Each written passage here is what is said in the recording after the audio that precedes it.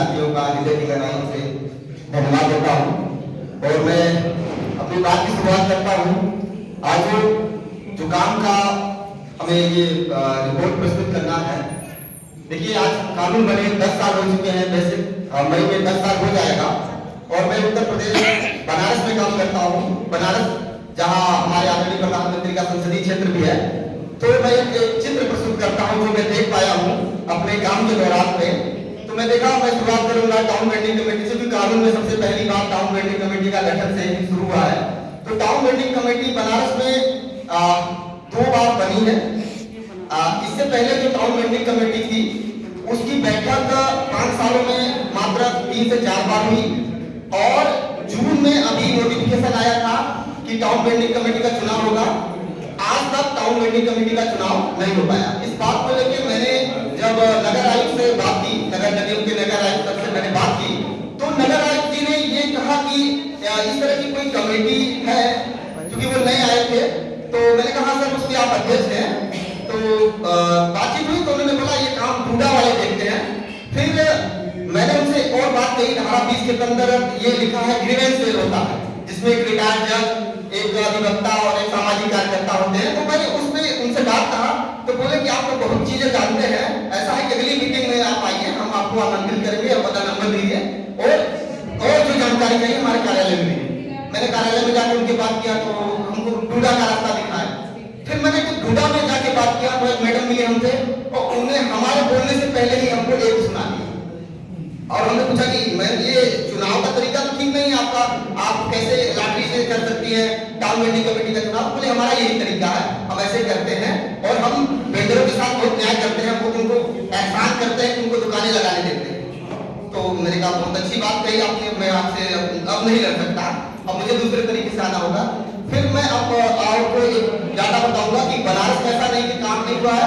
22 vending zone बने हैं और 16 से 17 के बीच में उस समय जो तत्कालीन राज्य सरकार की कानून बनने के बाद उस समय सर्वे किया था तो 25,000 वेंडरों को सर्वे में शामिल किया गया था। 2022 में दोबारा सर्वे खुला है।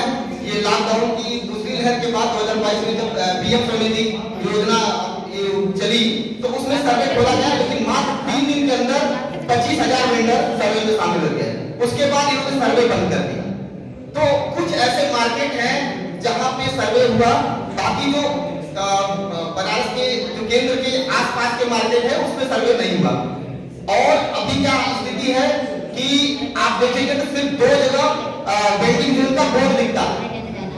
अभी पिछले साल इन्होंने एक नाइट मार्केट बनाया, रात्रि बाजार बनाया और उसमें इन्होंने बात कही कि हम वेंडरों को दुकान बना के अलॉट करेंगे। तो हुआ क्या इसमें कि वेंडर को दुकान नहीं पाया, लेकिन ज्यादातर पैसे वाले लोग किसी तरह से सिस्टम बना के अपना दुकानें ले लिया। आप ट्रेन पे जब जाएंगे रेलवे स्टेशन जो बनारस का है वहां आप देखेंगे रात्रि मार्केट है और वहां बड़े बड़े पिज्जा, बर्गर, चाउमीन या फास्ट फूड की दुकानें आपको मिलेंगी। तो बेचारा जो वहां का वेंडर था, जो वास्तव में हकदार था, वो अभी भी दर-दर की ठोकरें खा रहा है। आए दिन उसका होता रहता है, उसके साथ दुर्व्यवहार होता है और हम लोग साथ खड़े रहते हैं। लेकिन एक महत्वपूर्ण बात इसमें ये देखने को मिली कि प्रधानमंत्री जी का संसदीय क्षेत्र है और एक जगह है वहां पे बनारस हिंदू यूनिवर्सिटी का गेट है, उसके बगल में विरासत बाजार जो कानून के दायरे में जिसको विरासत बाजार की संज्ञा दी गई, जिसको कभी हटाया नहीं जाएगा।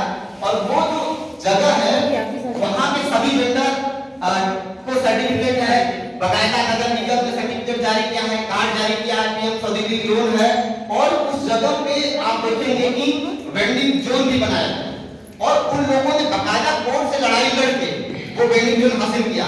लेकिन पिछले अभी G20 सम्मेलन में आप देखेंगे कि जितने भी इस तरह के फुटपाथ थे बनारस में, सब जगह रेलिंग लगा दी। रेलिंग लगा के मतलब फुटपाथ की जगह को घेर दिया है। अब जब फुटपाथ की जगह घेर दी तो आप उस पर दुकान लगा नहीं सकते, उसके बाद सड़क है। तो ये एक तरीका है उनको भगा देने का, मतलब हम कानून का उल्लंघन भी नहीं कर रहे हैं लेकिन हम आपको हटा रहे हैं। तो इस बातों पे जब हम वेंडरों के साथ बात करते हैं तो वेंडर देखिए ऐसा नहीं कि वेंडर के अंदर चेतना नहीं है। हमने जब बात की ऐसे लोग मिले, कुछ अभी नगर निगम का दायरा बढ़ा, 2-3 बड़े-बड़े ऐसे वेंडिंग जो बाजार आए और उसमें भाई सरकार वेंडर आए जो नगर निगम में थे। उनको एक जो बन के मिलता है ना तमला की तरह उनको लाइसेंस मिला। तो बोले कि हमारे पास ये लाइसेंस है। हमने कहा लेकिन नगर निगम ये चलेगा नहीं, नगर निगम नहीं जारी करेगा।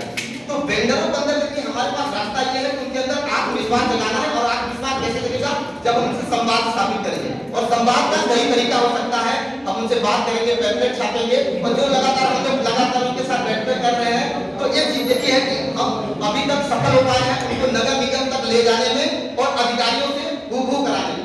मुझे लगता है जिस दिन वो अधिकारियों से संवाद करना सीख जाएंगे हमारी लड़ाई बहुत आसान हो जाएगी। बहुत बहुत धन्यवाद।